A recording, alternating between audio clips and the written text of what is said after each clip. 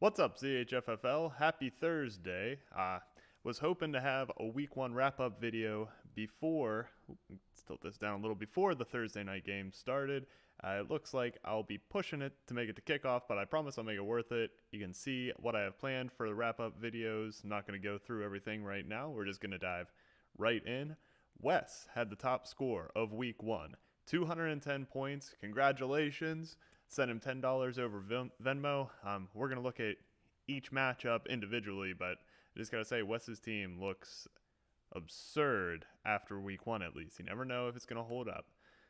But going conference by conference, in the anime, we had Max's Gordon Smash against my Girly Girly Literature Club. It was a really close match, 116-112. I'm going to be doing each game based on what I said in the predictions, and I asked him the predictions how Patrick Mahomes would do, and he balled out. The difference at quarterback was definitely the largest gap in this game, and it's what got Max the win. Anderson was an okay choice at flex, but I couldn't overcome Stafford's bad day and Mahomes' good day. I missed this prediction. All right, so next we had Roy's Super Mario Star Power. Great take on the theme anime there, Roy. I really like how much you stretch the limits of it. 111 for Roy against Mark's Your Thighs in April, 140. Saquon is still Baquan in the NFL.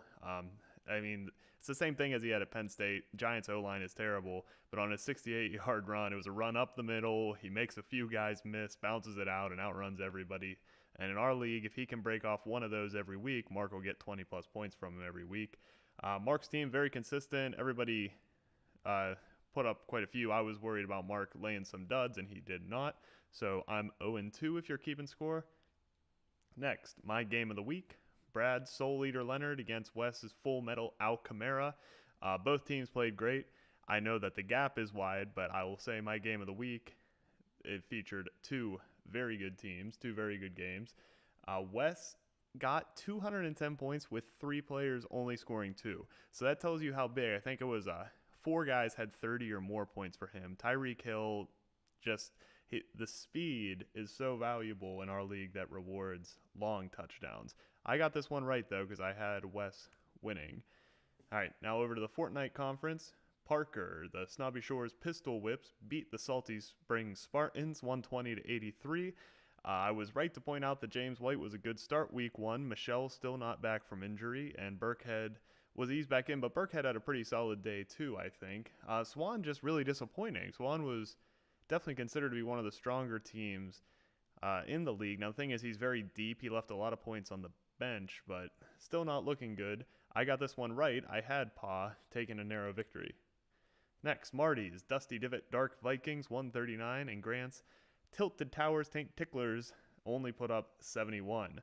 I pointed out that Marty was going to try the two tight ends, one tight end as tight end position and one at flex. He switched out Olsen. Olsen unfortunately got injured, but Marty still has Gronk, and Gronk's value has to be sky high after a few tight end injuries week one. Grant's running backs scored 9, 5, and 6. He started one at flex too, and those are really the only three backs Grant has, so something he probably is going to want to patch up going forward. I got this one right. I think this is last. Risky Reels and Watson Thrills. Minnie's team put up 115 against Stan's Keanu's Chug Jugs at 138. Minnie saw my video of the preview and switched Watson in. I think he had Alex Smith, and it cost him 11 points. I'm almost grateful that it didn't cost him the game, but oops, didn't edit my last slide. Grant did not play in this one. Stan just looked really good. I don't know why I didn't edit my slide there, but Stan just looked really good.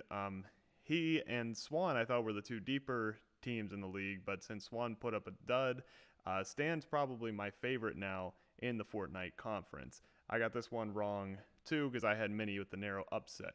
So that puts me at 3 correct, 3 wrong for week one. I'd like to be over 500 for the season, so sitting at 500 after 1 week, not too bad. Now on the waiver wire, Minnie apparently misunderstood how FAAB works and spent half of his budget on Deshaun Jackson, who had a good week one. I don't think he was worth $50, but there you go. If you want him, you got to go get him. Parker spent 26 on Adrian Peterson.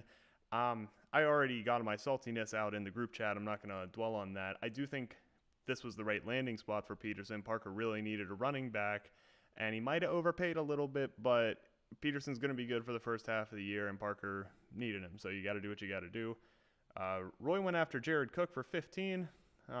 Tight ends are in high demand, I guess, after Olsen. I think there were a couple other injuries, but I don't know if 15 was the right number there. Quincy Enunwa to Wes at $11. Wes is already pretty loaded, but he does seem to only have the 2 running backs and receivers. His flex is pretty weak. Enunwa looked like Sam Darnold loves him in the first game, especially in a PPR league. He's probably going to get a lot of targets. So I like spending $11 there for Wes, who needed that flex value.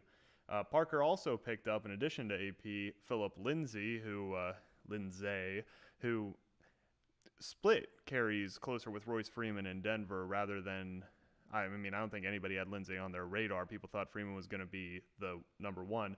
So this was another pickup for Parker. He's now $32 down, but he got 2 hopefully running back options going forward where he really needed it. White's not going to be consistent week to week. Duke Johnson seems to be not in the same role he was last year. I know he had 6 targets, but not consistent either. So that's fine. West picked up George Kittle, dropped to Jimmy Graham. I think mark $2 for Jimmy Graham is pickup of the week.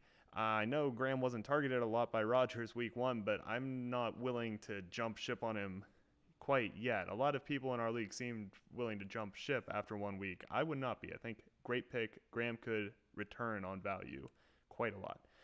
Next, keeper update.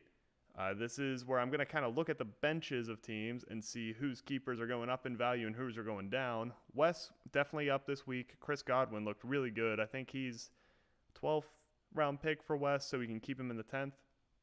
He scored a touchdown, had a few catches, but they were good. He had to body out some guys. Godwin's big, but also pretty fast. He could really play the 2 to Evans 1. And Connor looked really great for the Steelers. Connor sounds like a great keeper now, and if Lev Bell leaves after this year and the Steelers don't go and get anybody else to get in a timeshare, Connor could be a huge keeper next year. Keeper stock down. Parker dropped both Mike Williams and Michael Gallup, wide receivers for the Chargers and for Dallas. So I don't really know who Pa has now that he's thinking about keeping. He really went after the here and now after he had some injury problems. Left on the bench, I'm going to see who left points on the bench that could have really changed the game for them. Grant had Emmanuel Sanders sitting on the bench with 31 points, and he started Jamal Williams at flex, who only scored 6. So that's my left on the bench loser for this week. And finally, the Thursday watch. Ravens, Bengals. We got Alex Collins. Is he going to kind of bounce back in week 2 after he gave Swan a pretty bad score in week 1? And then Minnie and Mark are both looking for upsets against Marty and Brad, and they have Joe Mixon and AJ Green going. So if you're just watching this video, you should tune into the Thursday night game and see if those guys can set Minnie and Mark up for some upsets. This video went a little long. Hopefully I will get the pacing down. I know I have a lot in these wrap-up videos, but I want to do it the same every week. Like, subscribe. See you guys later. Bye-bye.